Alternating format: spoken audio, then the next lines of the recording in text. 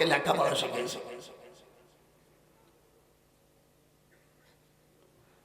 তাহলে হিজড়ার একটা কিছু করতে হবে না ভাইজান? হাতটা করতে হবে না?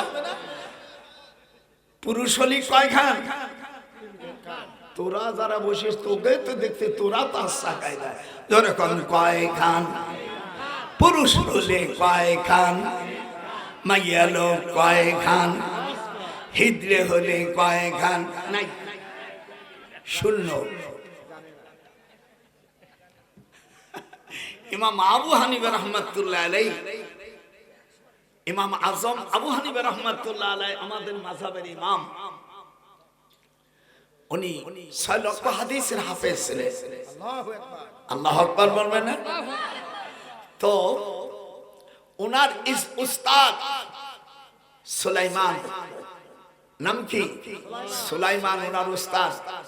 হাম্মাদ ওনার উস্তাদ। 4500 উস্তাদ ওনার। الذين يبلغون رسالات الله ويخشونه ولا يخشون أحدا إلا الله وكفى بالله حسيبا। আল্লাহ পাক আয়াতের কারিমা দিয়া তাকে কত, ওনার উস্তাদ সুলাইমান।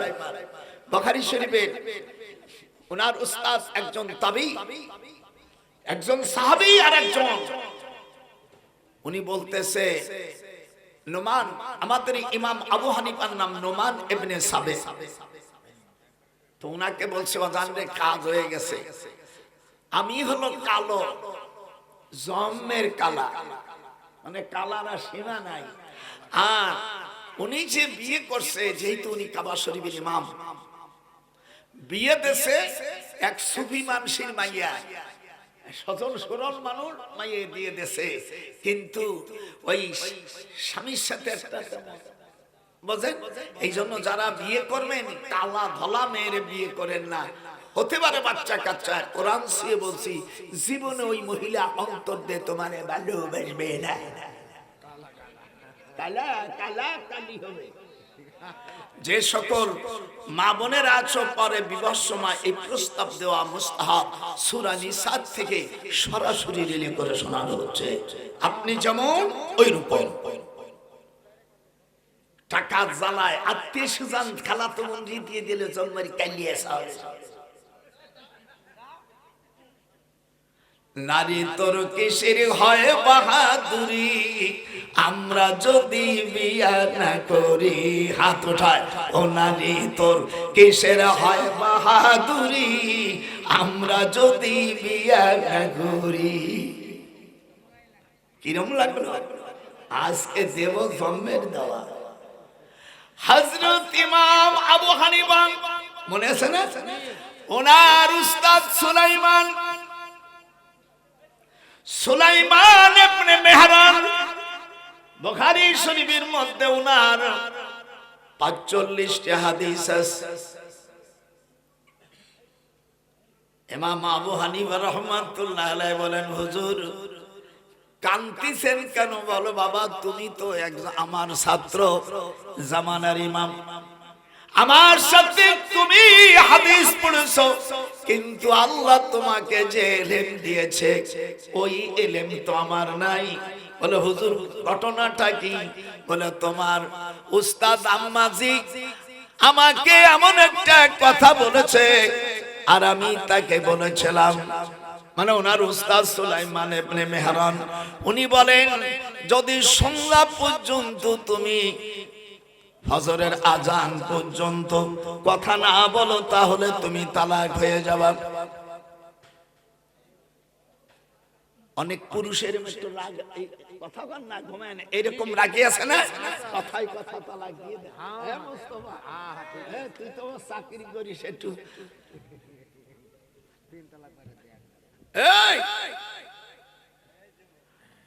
আল্লাহ রাব্বুল আলামিন বলেন لتدخلن المسجد الحرام إن شاء الله آمنين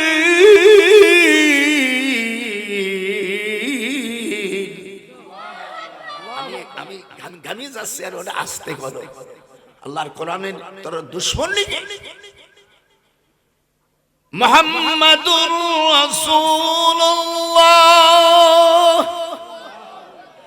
ইমাম আবু হানিফা বলেন হুজুর যা বলছেন তালাক হবে না আমি মুসাবের পেয়াস আমার জানা আছে হযরত ইমাম আবু হানিফা বলছে হুজুর আপনি সুলাইমান ইবনে মেহরান আপনার কাছে 12 বছর হাদিস পড়েছি আপনি বিপদে পড়েছেন আমার উদ্ধার করা দরকার ইমাম আবু হানিফা কাবা শরীফের কাছে যায়া রাত 12টায় আযান দিয়েছে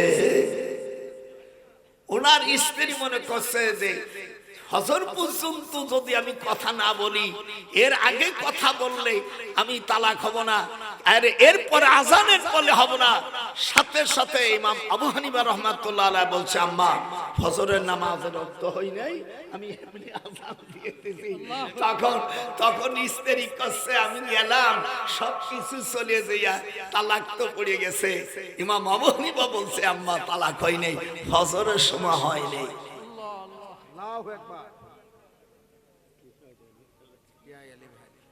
বাংলাদেশের মধ্যে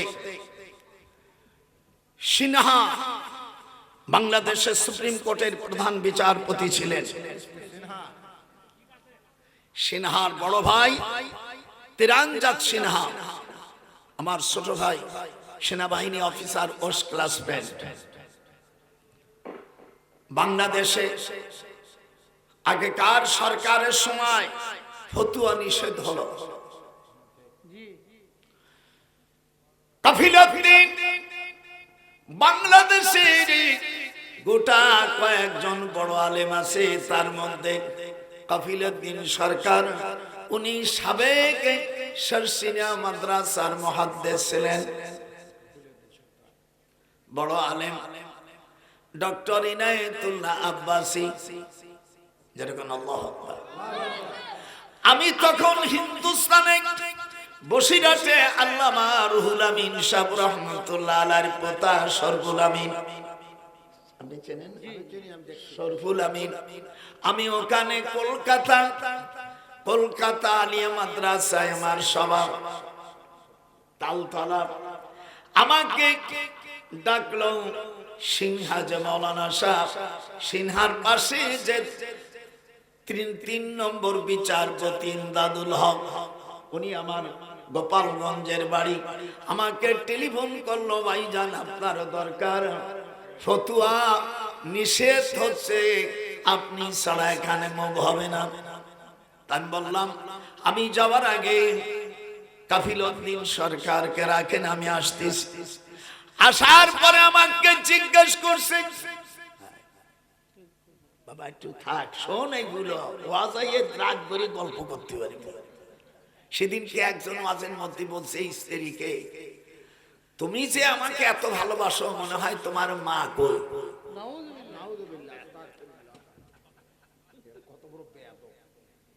আমি ওদের বললাম এই ছাগল শিগিরে দেখে দেয় নাহলে কেন গোপালগঞ্জ বাড়ি তো আমাদের মেজাজ আলাদা এখন আমি থাপ্পড় দিয়ে ফেলাই দিয়েছি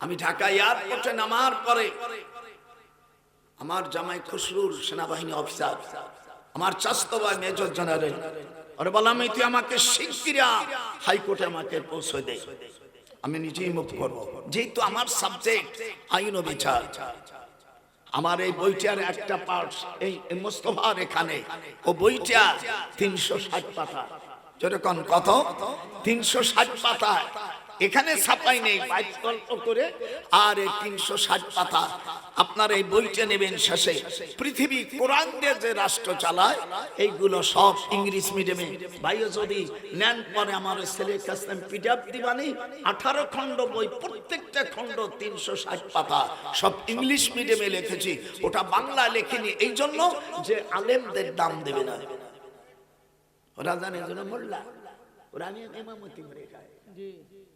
ইমামের বাবা, ইমামের আব্বা তো দেওয়া নাই।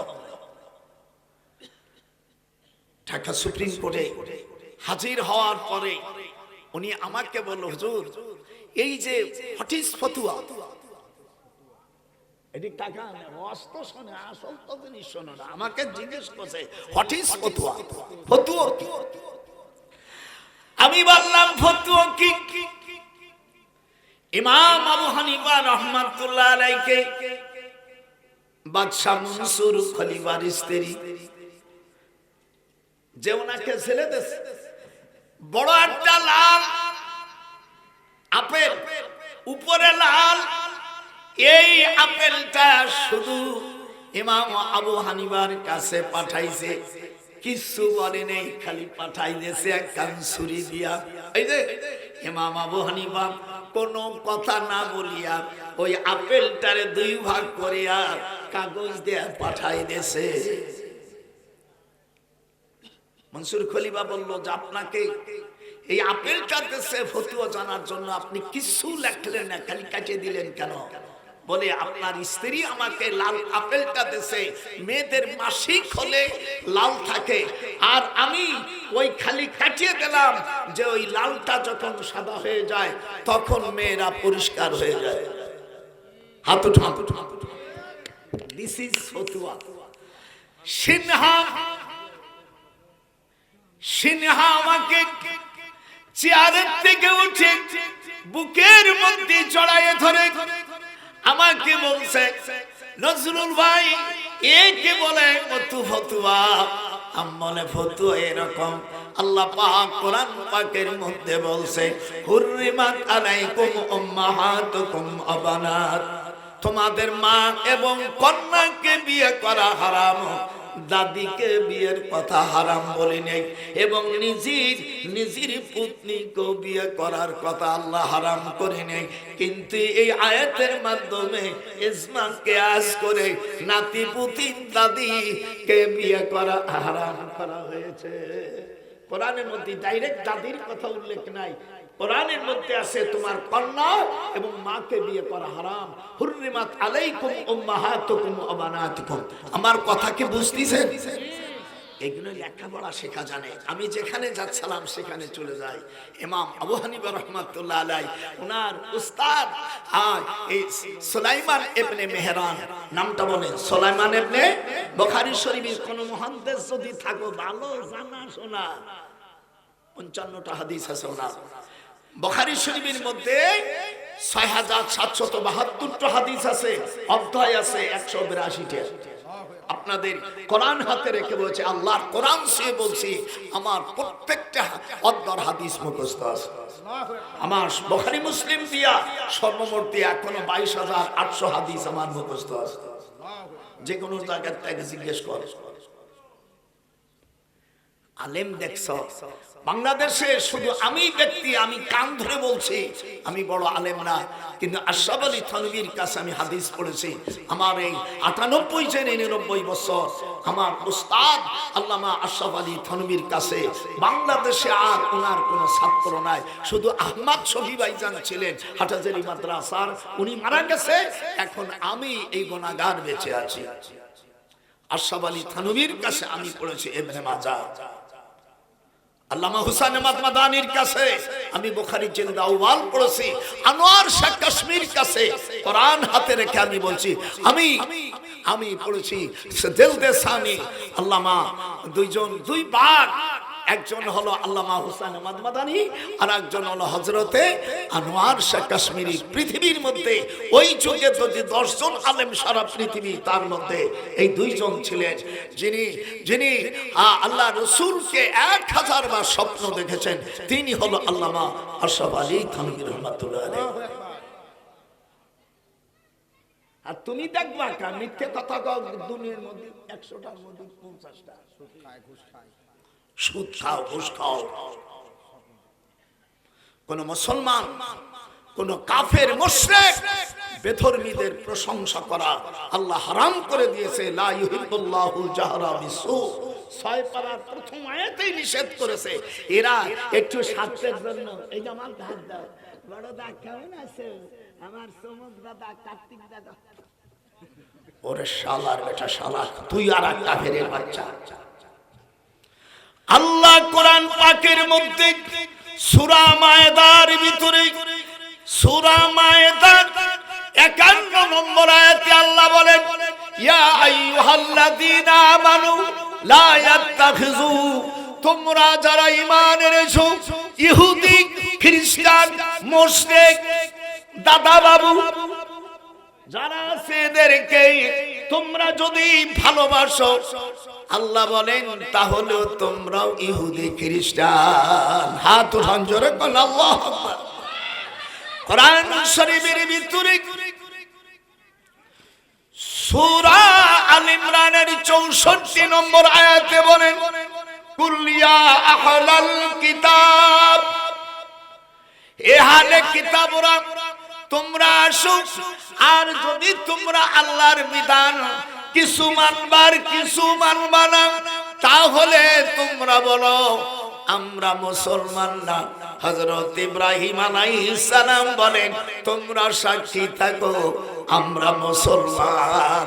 আমাদের দেশে পরিচয় দেয় আমি ন্যাপ করি, আর একজন কয়, নাম বলবো না, আমি আসল জায়গা কব না, আর একজন কয় আমি অমুক দল করি। আল্লাহ বলেন যারা জান্নাতে যাবে তারা বলবে ওয়া আনতুম মুসলিমুন, আমার পরিচয় কি? আমরা মুসলমান। যে হাত ওঠা, আমাদের পরিচয় কি হবে? আমরা মুসলমান। ইদি ক্বালা লাহু রাব্বুহু আসলিম ক্বালা আসলামতু লিরাব্বিল আলামিন। অন্য নাম বললাম না, আপনি বলেন এক শালাও জান্নাতে যেতে পারবে না। আল্লাহ কোরআন পাকের মধ্যে বলেন, জান্নাতে যদি যেতে চাস তাহলে তোকে বলতে হবে আমরা মুসলমান। হাত উঠান জোরে কান। ইদি ক্বালা, হাত নামাবি না। ইদি ক্বালা লাহু রাব্বুহু আসলিম ক্বালা আসলামতু লিরাব্বিল আলামিন। আমাদের দেশে আমি অমুক দল, নাম বলবো না, ধরে নিস আমি তোমার দল করলে আমি অমুক দল। আর আল্লাহ কি বলছে? যদি জান্নাতে যেতে চাস তোকে বলতে হবে আমি মুসলমান।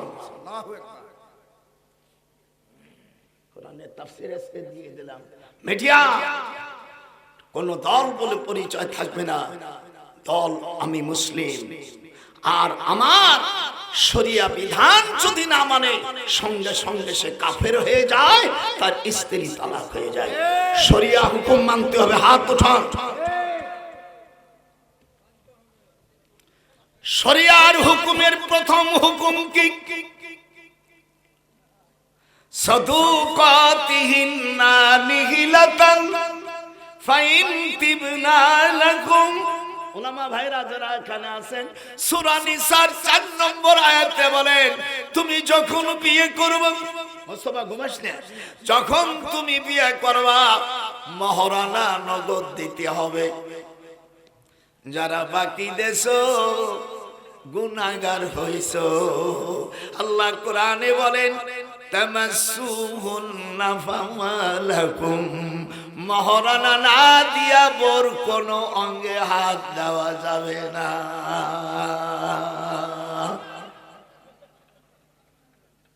রুমাল মুড়ে দিয়ে আজকে শোন, এ কথা আমার না, আল্লাহ তাআলা।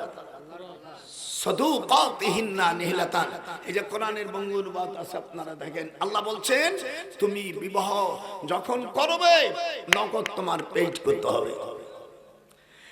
এরপরে যদি মাফ করতে হয় 100 ভাগের 10% তুমি মাফ করবা, তাও 3 বছর পরে। আগে পেইড করে নিতে হবে। আর যদি বাকি রাখো স্ত্রীর গতরে হাত দেওয়া হারাম। আনতামাসসুহুন্না ফামালাকুম, যারা ভুল করেছেন আগামীকাল আমার নাতি বোনদের সব টাকা ফেরত দেওয়ার জন্য 33 নম্বর হুঁশিয়ারি সংকেত দেখিয়ে যেতে বলা হয়েছে।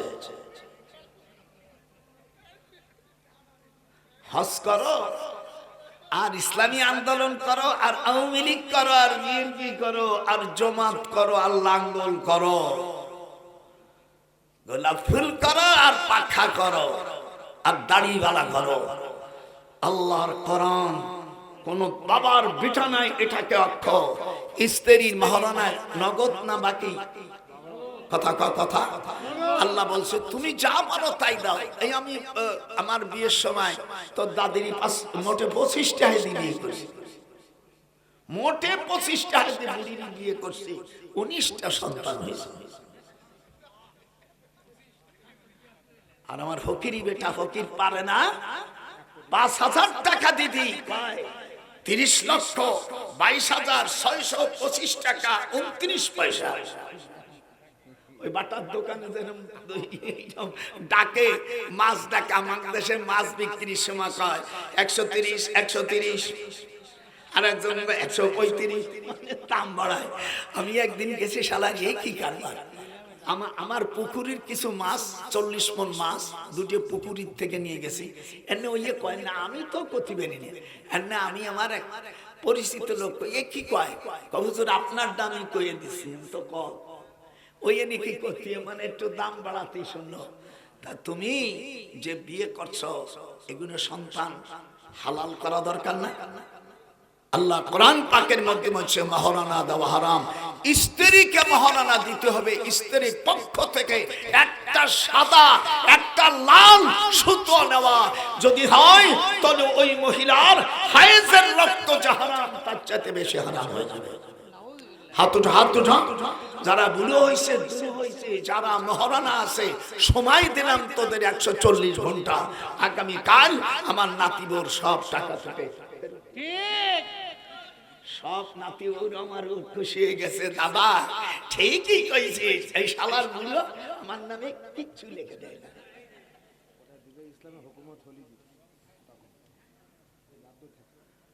ইসলামের হুকুমত হতে ভালো কথা, কিন্তু এতদিন পর্যন্ত জিনা হবে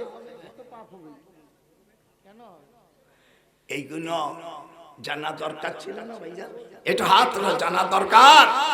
এই জন্য যারা জানবে এই ধরনের পার্লামেন্টে যারা কোরআন জানে না তাদেরকে আপনি ওখানে পাঠাবেন।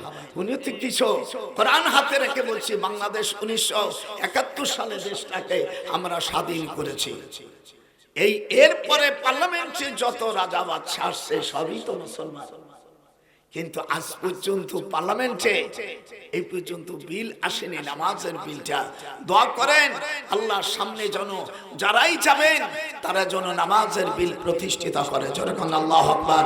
আল্লাহ কোরআনে বলেন আল্লাযীনা ইন মাক্কান্নাহুম ফিল আরদ আকামুস সালাহ, আমি মুসলমানদেরকে যখন রাষ্ট্রের ক্ষমতা দিব তখন তারা নামাজ প্রতিষ্ঠিত করবে। এটা হাত উঠান। আপনাদেরকে ভালো লাগতেছে আমি যে আলোচনা করতেছি, এক কাজের দরকার আছে কিনা? নামাজকে প্রতিষ্ঠিত করতে হবে। নামাজ যদি কেউ ছেড়ে দেয়, ইন্না তারিকাস সালাহ ইউকতালু হাদ্দান, ইমাম শাফি বলছেন তাকে হত্যা করো। ইমাম আযম আবু হানিফা বলছেন হাত্তা ইউহবাসু আলাইয়া, তাকে এক ওয়াক্ত নামাজ ছেড়ে দিলে তাকে 6 মাস জেলে রাখো। ইমাম আবু হানিফার এই আইন যদি পার্লামেন্টে হয়, আর যারা পার্লামেন্টে যাবে কোন অমুসলিমকে সেখানে মেম্বার অফ পার্লামেন্ট করা হবে না, যদি করে তাহলে শিরকের অন্তর্ভুক্ত হয়ে যাবে। এগুলো মূর্খ সুরুক্ষদেরকে বানায় ইমাম, দলের লিডারদের হতে হবে হক্কানি আলেম। তেলাসুরা মূর্খ ভণ্ড কোরআন হাদিস জানে না এমন মূর্খদেরকে ইমাম বানানো আল্লাহ নিষেধ করে দিয়েছেন। ওয়াজআলনা লিল মুত্তাকিনা ইমামা, কোরআন সহি হতে পারে না। দাড়ি ছোট ফাসিকদেরকে নেতা বানানো হারাম। হুজুর সাল্লাল্লাহু আলাইহি ওয়াসাল্লাম বলে ইহরামু কাতাইয়াল উজামা ফি মুদিল্লি